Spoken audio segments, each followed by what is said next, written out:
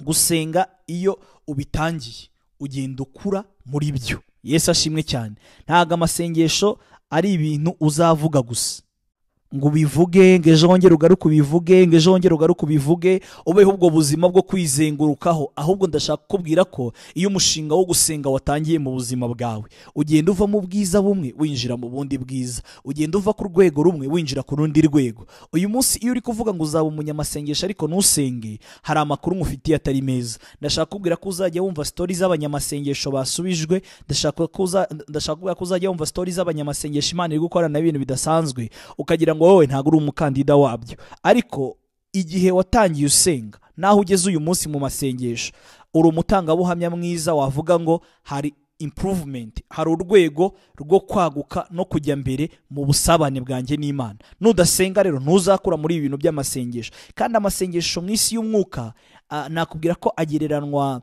urabona mu isi yacu iyo ufite amafaranga ariko by'umwihariko ukagira amadolari, noneho hari ubundi buryo bugena agaciro k'amafaranga bwitwa zahabu.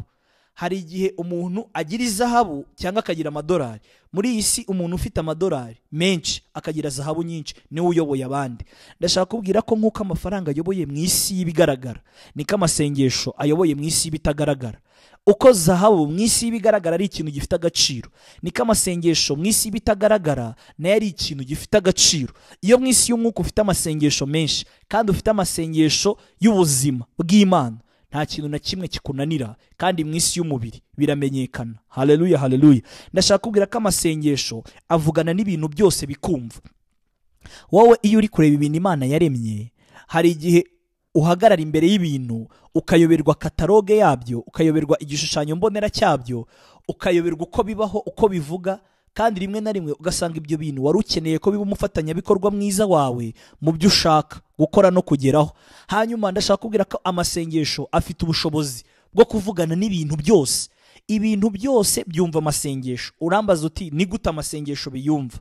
Iyo usenga, gusenga ni uburyo bwo kwemera ko udashoboye urashobozwa n'uwaremye, n'umuremyi wawe n'umuremyi wa byose.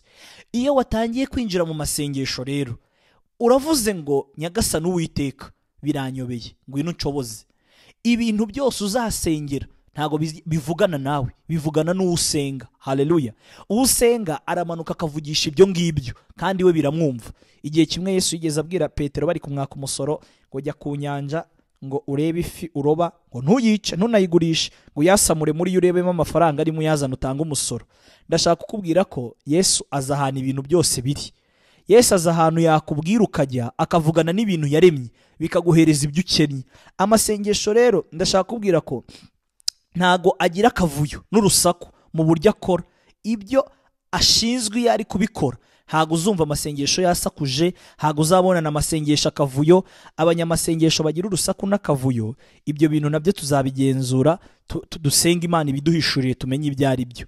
Ariko amasengesho y'ubwayo ukuntu ameze, ariko urusaku mvuga si impamvu yo gusakuza usenga cyangwa se ijwi wakoresheje usenga.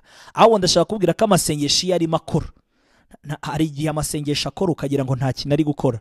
Abisiraheli bigeze bazenguruka umudugudu witwa Yeriko, ngo bawuzenguruka inshuro Imana yari yababwiye kuwuzenguruka basenga. Hanyuma ngo wareba urwo rukuta ukabona nta kintu rwabaye, ariko uwo basenga ari kuvugana narwo nguragwa. Haleluya, haleluya. Hago rero mu buryo bugaragara amasengesho uzabona yasakuje, afite akavuyo kenshi, ariko amasengesho ku byo ashinzwe abasha gukora umurimo kandi wuzuye. Haleluya. Gusenga rero ni ubuzima gusumba kuba serivisi.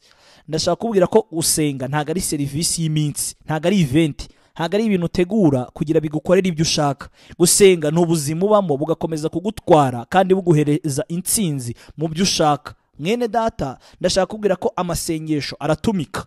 Amasengesho niba hari agent mwiza, niba hari urwego rwizewe rudafite ushidikanywaho, ni urwego rwa serivisi y'ubusabane.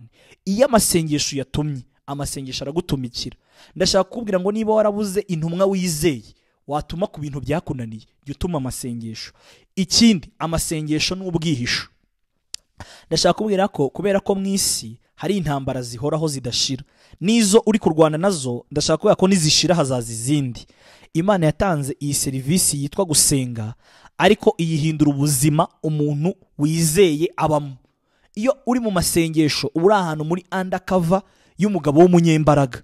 Mu masengesho ni ahantu mu cyumba, Yesu ashimwe cyane. Mu masengesho haruta mu magambo. Mu masengesho ni ahantu umwuka w'umuntu n'umutima w'umuntu n'ibitekerezo by'umuntu Imana yatekereje ishima ko umuntu niyuzurira aho hantu azaba ari mu rwihisho. Haleluya. Amasengesho ni icyumba isi itazi kandi tumva. Ndashaka kuvuga ko urusaku rwose ujya wumva mu isi n'ibintu bisakuza byose ujya wumva bivugira mu matwi yawe. Amasengesho ni icyumba cyo hejuru, ni ahantu kure y'isi, ni ahantu kure y'amaso y'isi reba, kamera na satelite zo mu isi ntabwo ziza ahantu icyumba cy'amasengesho kiba. Mwene data, ndashaka kuvuga ko amasengesho ni icyumba isi itazi. Niba ushaka kwihisha isi uzajye mu masengesho. Isi nubona yagusakurije yakubwiye ibintu byinshi ukumva hari n'ibyo utumva, ndashaka kukubwira ahantu uzajya isi itajya igera ngo igezeho ijwi ryayo, ni mu masengesho. Amasengesho arihagije. Ndashaka kukubwira ko amasengesho nta wundi mufatanyabikorwa wundi wo ku ruhande akeneye. Igihe cyose uziyemeza gusenga. Gusenga ni serivisi ifitiwe icyizere. Abantu bagerageje gusenga bakubwira ko gusenga nibyo bintu byonyine ujyanamo n'Imana, ukaba utizeye ko hari undi muntu uzaza kuguteza urujijo. Gusenga ni ukwera gushoboza Imana. Yesu ashimwe cyane. Gusenga ni ukurarika Imana. Haleluya. Gusenga rwose gutumira Imana.